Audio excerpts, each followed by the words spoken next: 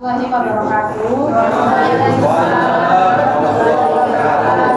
Selamat siang semuanya. Terhormat Ibu Mazia Mazhabasya MSEI selaku dosen etika dan hukum bisnis serta teman-teman yang saya banggakan. Perkenalkan, nama saya Zalfa Zahira Putri Hidayat dari kelompok 3 sebagai moderator.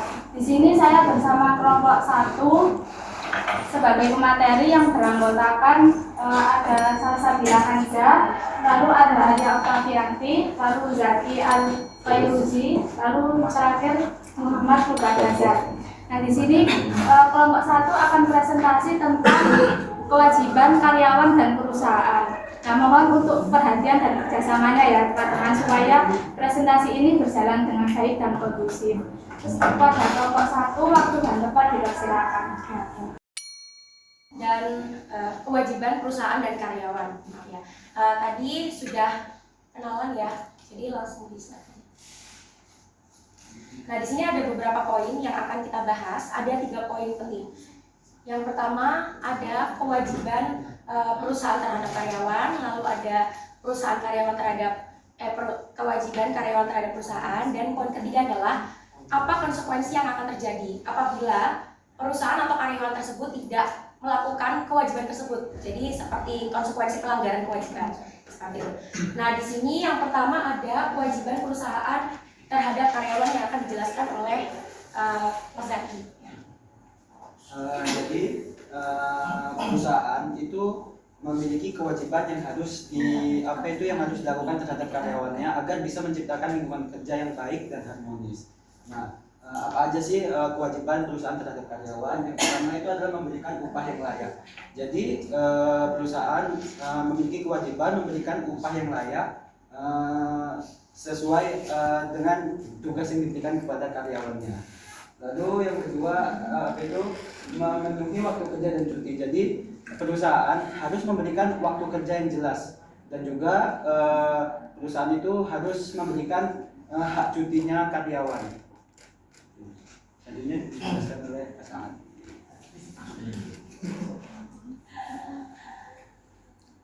Kemudian di poin yang ketiga memberikan pelatihan dan pengembangan kompetensi. Jadi setiap perusahaan itu wajib memberikan karyawannya itu pelatihan dan pengembangan kompetensi agar para karyawan ini bisa meningkatkan kompetensi dan pengembangan pengetahuan mereka tentang pelatihan tersebut. Misalnya kayak ada perusahaan yang mau menjalankan event yang kayak harus menjalankan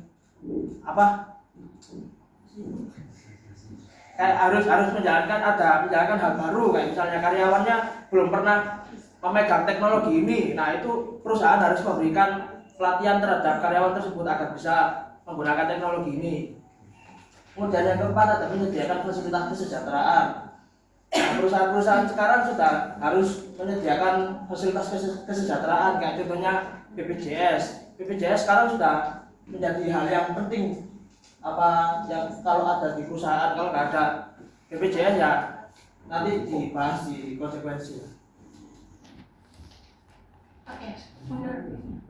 Skip tadi. Mundur. Oke, selanjutnya saya akan membahas poin kedua, yaitu kewajiban karyawan terhadap perusahaan. Jadi tidak hanya perusahaan yang mempunyai kewajiban ya terhadap karyawan, tapi karyawan juga punya kewajiban terhadap perusahaan juga. Di sini sebenarnya banyak sekali ya untuk kewajiban apa aja yang perlu dilakukan oleh karyawan terhadap perusahaan. Tapi di sini hanya kami rangkum beberapa yang paling umum ya, yang sering dilakukan ya. Yang pertama di sini adalah melaksanakan pekerjaan dengan profesional. Kita sebagai karyawan juga harus bekerja dengan baik dan profesional ya. Jadi nggak hanya asal-asalan bekerja itu ya, harus rapi, harus sesuai aturan ya, harus tepat waktu dan sebagainya. Dan tidak bisa kita bekerja sesuai mood juga. Kadang kan ada ya, kalau misalnya kita lagi pusing, lagi galau, terus kayak akhirnya males kerja, bolos wes besok nggak mau kerja, itu nggak boleh. Tetap harus profesional ya sebagai pekerja, sebagai karyawan yang baik. Contohnya, misalnya Aat jadi kasir di Indomaret. Nah, terus habis itu dia lagi gak mood soalnya kemarin habis putus sama pacarnya. Nah, ini contoh ya. Terus habis itu dia melayani pelanggan kan. Sebagai kasir yang profesional kan memang harus memberikan kembalian yang sesuai dengan yang didapat. Terus habis itu scan barangnya dengan baik. Nah kalau pas dia gak mood, kembali 80.000 dikasihnya 50.000. Kayak gitu pembelinya ngamuk apa enggak kira-kira? Ngamuk kan ya. Nah apa yang terjadi kalau gitu? Nanti dampaknya kan banyak, nggak cuma impactnya ke aja, nanti juga pasti atasannya dikomplain, nama Indomaretnya juga nanti akan jelek. Terus yang kedua, ada mematuhi peraturan dan kebijakan perusahaan. Di sini setiap perusahaan ya, gimana pun, di kantor manapun, perusahaan manapun pasti ada yang namanya aturan. Oke. Aturan itu juga nggak mesti harus kayak, oh seragamnya harus biru, nggak. Jam waktu kerja itu juga termasuk aturan loh teman-teman ya.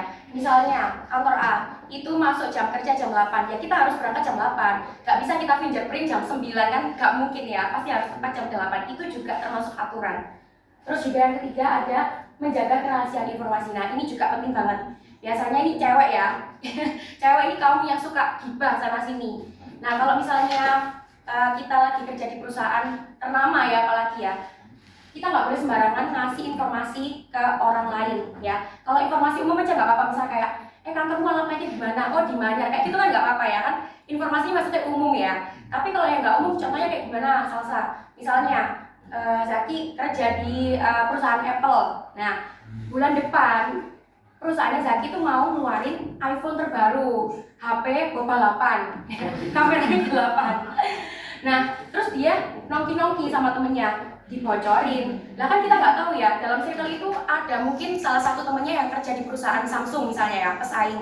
Nah kan nanti impactnya juga gede kalau misalnya dia membocorkan informasi yang penting seperti itu. Selanjutnya, Yang keempat, menghormati atasan dan rekan kerja. Sikap saling menghormati terhadap karyawan, atasan dan rekan kerja lainnya hanya untuk menciptakan suasana kerja. Hal ini mencakup komunikasi yang baik dan kerjasama tim dan penyelesaian konflik yang profesional. Yang kelima, menggunakan fasilitas dan sumber daya perusahaan dengan bijak. Fasilitas dan sumber daya yang disediakan oleh perusahaan hanya untuk digunakan secara bijaksana dan baik, dan hanya untuk digunakan secara kepentingan pekerjaan.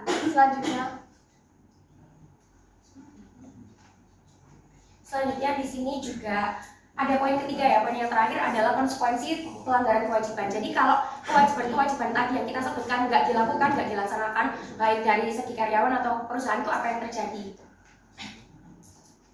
Yang pertama, ini konsekuensi terhadap karyawan. Yang pertama ada teguran atau surat peringatan SP, kan sering dengar ya SP, surat peringatan. Kalau misalnya kita melanggar kewajiban-kewajiban kayak misalnya kewajiban yang tadi harus datang tepat waktu jam 8. Kalau misalnya kita sering terlambat, nanti dapat SP 1, dapat SP 2, nanti paling parahnya dapat SP 3, terus sudah dipecat nanti jadinya ya. Terus poin kedua, bisa jadi kita juga akan dipotong gajinya atau bonusnya.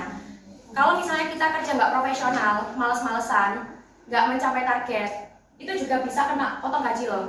Karena kenapa? Perusahaan kan merekrut kita juga bukan sekedar butuh karyawan aja, mereka juga butuh duit, butuh uang ya. Kalau misalnya kita juga nggak bisa menghasilkan, ya buat apa? Ya kan? Terus di poin ketiga ada penurunan jabatan atau demosi. Kalau misalnya siapa lagi? Alia jadi manajer ya di suatu perusahaan, tapi dia kerjanya nggak kayak manajer selayaknya ya. Mohon maaf ya, kayak staf biasa, enak-enakan, terus nggak bisa diajak diskusi dan sebagainya, ya bisa diturunkan karena kan dia nggak kompeten. Mending dijadikan karyawan biasa aja daripada jadi manajer dengan bayaran tinggi, kayak gitu. Yang keempat, tuntutan hukum atau denda. Pelanggaran berat yang merugikan perusahaan, seperti pengungkapan tindakan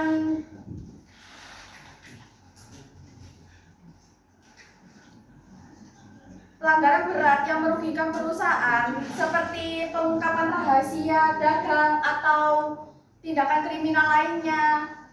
dapat berujung pada proses hukum. Selanjutnya, saya akan menjelaskan tentang apa sih konsekuensi yang didapat perusahaan ketika dia tidak menjalankan kewajibannya. Yang pertama ada tuntutan hukum. Jadi, ketika perusahaan tidak menjalankan kewajibannya, itu perusahaan bisa dituntut kerana hukum. Nah, kalau sudah dituntut kerana hukum, dia bisa mendapatkan sanksi, yaitu sanksi pidana ataupun sanksi perdata. Nah, contohnya apa sih? Contohnya adalah pencabutan hak. Jadi, misalnya nih ownernya itu bisa dicabut haknya atau bisa dihilangkan jabatannya. Seperti yang kemarin ada kasus terbaru ini, kasus efficiency. Nah, itu kan ketika perusahaannya melakukan pelanggaran, itu ownernya diturunkan dari jabatannya. Yang kedua ada denda. Nah, jadi ketika perusahaan ini melakukan melanggar kewajibannya atau tidak melakukan kewajibannya, perusahaan ini bisa mendapatkan denda, dan dendanya itu sangat besar, bisa miliaran bahkan sampai ratusan miliar. Selanjutnya akan dijelaskan oleh Mas Aan. Kemudian yang nomor 3 ada kerusakan reputasi. Nah, sebuah perusahaan kan pasti memiliki reputasi ya. Nah, contohnya kayak PT Indofood. Di mata masyarakat kan PT Indofood reputasinya sudah sangat tinggi karena masyarakat memang sering membeli produknya. Nah, jika PT Indofood ini melakukan pelanggaran kayak salah satu dari 4 contoh tadi, ya reputasi mereka akan turun. Kemudian lanjut ke nomor 4, kehilangan SDM berkualitas. Ini nyambung ke yang reputasi tadi. Jika PT Indofood reputasinya turun, maka ya konsekuensinya bisa kehilangan SDM berkualitas. Kayak misalnya kalau PT Indofood reputasinya turun, ya kayak misalnya contoh orang-orang yang mau melamar itu jadinya nggak bisa karena reputasinya turun. Karena mereka pasti memikirkan 2 kalinya. Kalau misalnya reputasi turun, buat apa aku masuk ke perusahaan ini? Tadinya kayak contoh misalnya yang mau melamar itu tadi, kayak ada orang-orang yang karyawan dia yang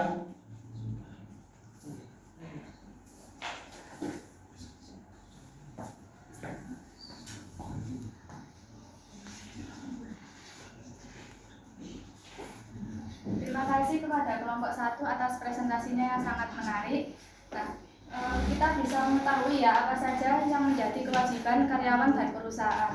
Nah, silakan mungkin dari teman-teman ada yang ingin menanggapi atau bertanya. Bisa menerangkan. Saya Mauri dengan NIM Kir 100. Izin bertanya, bagaimana sih cara memulihkan kepercayaan customer terhadap perusahaan yang telah mengalami pelanggaran serius? Baik. Pertanyaan dari Mas Iwan. Tadi pertanyaannya adalah bagaimana cara perusahaan memperbaiki reputasi namanya setelah melakukan pelanggaran. Ini saya kasih langsung contoh nyata aja ya. Bisa dilihat dari kasus sepatu Nike waktu itu di awal 2000-an.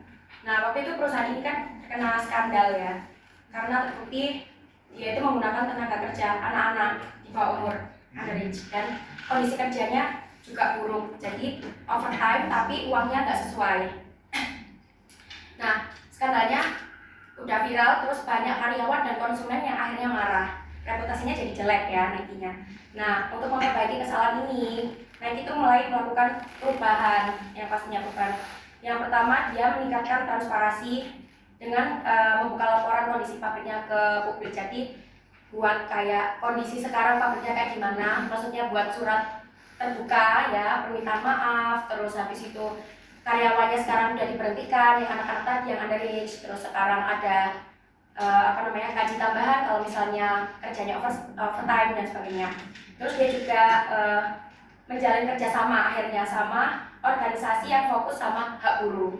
Jadi mereka merekrut kayak orang-orang buruh-buruh ya untuk masuk ke perusahaannya supaya dapat simpati dan publik lagi, supaya reputasinya jadi baik lagi. Saya jadi berterima kasih dengan NIM terakhir 102. Saya ingin bertanya, apa konsekuensi bagi perusahaan yang mengabaikan keseimbangan kerja dan kehidupan pribadi karyawan dalam jangka panjang? Terima kasih. Jika perusahaan mengabaikan keseimbangan antara kerja dan kehidupan pribadi karyawan dalam jangka panjang. Yang pertama itu karyawannya itu bisa stres atau burnout. Jadi ketika karyawannya stres, itu itu juga bisa menurunkan produktivitas, menurunkan tingkat produktivitas, sehingga itu juga bisa berpengaruh terhadap perusahaannya. Ya, itu juga berpengaruh terhadap mental karyawannya.